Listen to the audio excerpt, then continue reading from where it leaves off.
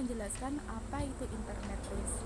Internet risk merupakan resiko pada internet dan bisa juga disebut cyber risk yang biasa digunakan oleh sekelompok orang yang ingin menembus suatu keamanan sebuah sistem.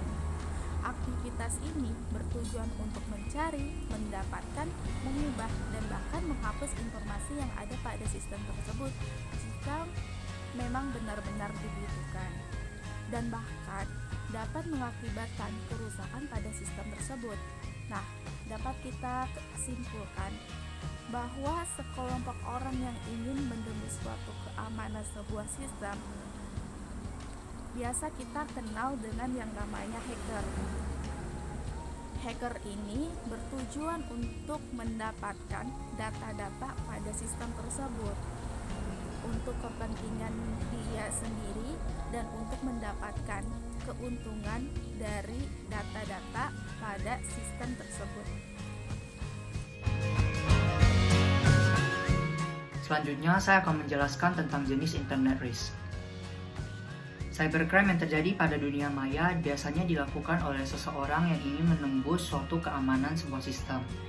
Biasanya, aktivitas ini dilakukan dengan tujuan untuk menyadap suatu informasi yang terdapat pada sistem tersebut. Berikut adalah beberapa jenis dari cybercrime. Jenis cybercrime yang pertama adalah interception, yang merupakan tindakan seseorang yang tidak memiliki hak akses berupa program atau komputer dengan menyusup untuk mengakses sistem yang ada. Seperti contoh adalah tindakan sniffing yang merupakan penyadapan terhadap lalu lintas data pada jaringan komputer. Yang kedua adalah interruption, yang merupakan perusakan informasi yang dikirim dalam jaringan sehingga terpotong di tengah jalan dan gagal sampai ke tujuan. Contohnya adalah DOS atau Denial of Service, yang menyerang komputer di dalam jaringan internet dengan menghabiskan sumber atau resource yang dimiliki komputer tersebut sampai tidak dapat menjalankan fungsi dengan benar.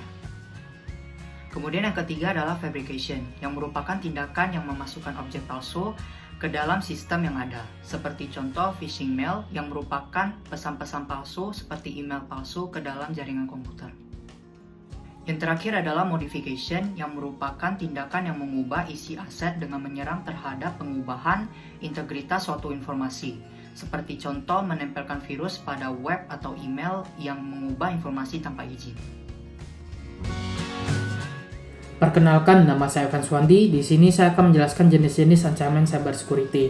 Yang pertama, malware.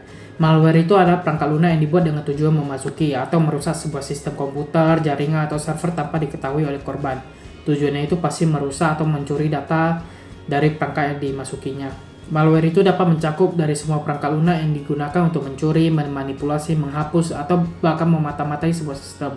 Ada berbagai jenis malware. Yang pertama, adware adalah program yang dirancang untuk menampilkan iklan di komputer si korban dengan mengarahkan pengguna atau korban tersebut ke sistem mereka dan mengumpulkan data pribadi si korban. Yang kedua, spyware adalah perangkat lunak yang digunakan untuk memata-matai pengguna. Contoh-contohnya itu memantau atau browsing web si korban, histori si korban, atau aktivitas yang dilakukan oleh korban.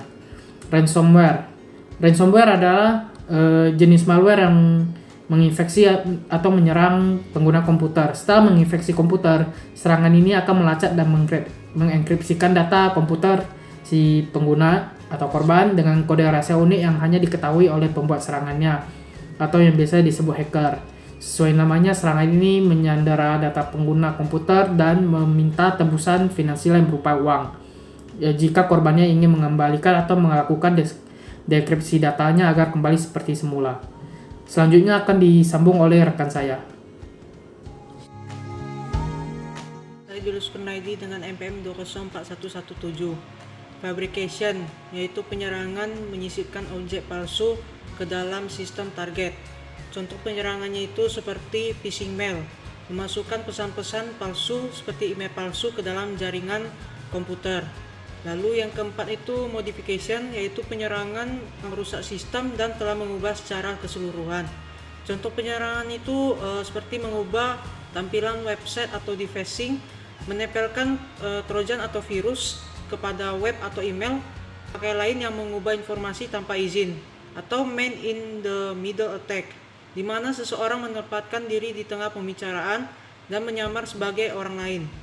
Ancaman seperti itu, sebuah perusahaan harus berkomitmen untuk mempertahankan keamanan tinggi yang disediakan, tetapi ada risiko di luar kendali perusahaan dalam komunikasi internet.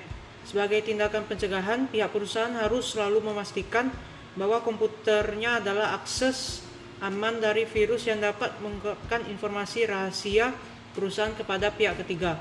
Oleh karena itu, perusahaan harus memiliki sistem keamanan atau cyber security. Selanjutnya adalah 3 contoh kasus cybercrime di Indonesia. Yang pertama, pencurian data pribadi melalui teknik phishing. Teknik phishing adalah metode yang dapat digunakan untuk mencuri data korban seperti user ID, password, dan lain sebagainya. Yang kedua adalah kelumpuhan sistem karena serangan DDoS. DDoS adalah sejenis serangan terhadap server atau website yang menyerang dengan cara menghabiskan sumber daya atau resource yang terdapat di dalamnya. Yang ketiga adalah pembajakan situs website oleh serangan web defense. Serangan web defense adalah serangan kegiatan merubah tampilan suatu website, mulai dari merubah halaman utama, index file, atau halaman lainnya yang masih terkait dengan URL website tersebut. Sekian dari saya, terima kasih. Halo guys, nama saya Taufik, NPM saya 204127. Pada hari ini saya akan membacakan bagian pencegahan bahaya-bahaya yang ada di internet. Yang pertama, selalu curiga ketika menggunakan internet karena internet itu tidak semuanya aman dan dapat menjadi media sebagai pengawasan terhadap manusia. Yang kedua, jangan pernah memberikan informasi rahasia kepada orang lain selain sumber yang dapat dipercaya. Contohnya seperti ID dan password. Karena dengan ID dan password, orang dapat melogin ke akun kita untuk mengakses akun kita. Yang ketiga, menambah pengetahuan secara up to date tentang serangan internet dan ancamannya. Karena dengan hal tersebut kita dapat mengantisipasi sebelum terjadi pembajakan akun. Yang keempat, jangan pernah membuka link dari email yang tidak tahu siapa pengirimnya, karena belum tentu link tersebut aman dari pengawasan. Sekian, terima kasih.